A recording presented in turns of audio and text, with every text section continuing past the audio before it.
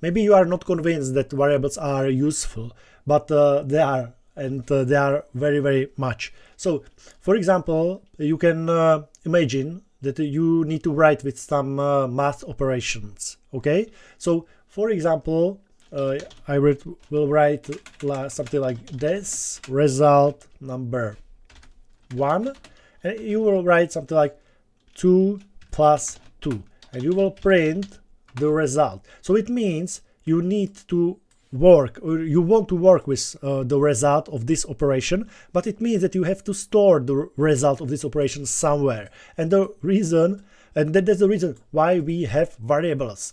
I will run it and you will see 4. Okay, I will clear. And again, we can, for example, result result number 2, for example, 10 minus 3. Okay, I will print result 2, and you will see again we stored the result in result 2, and you can work it in your code again, and so on.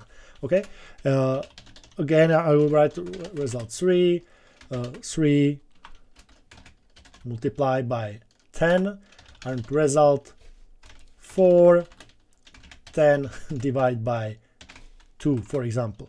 Okay, we can write result 1, result 2, result 3, result 4 in one print. Okay, you can use 4 prints if you want, 4 separated prints, but here it's okay to use only one print. Okay, we will print it 4, 7, 30. This is 30, 5, this is 5.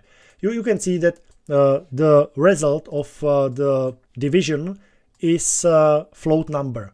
Okay, so it means it's with decimal number.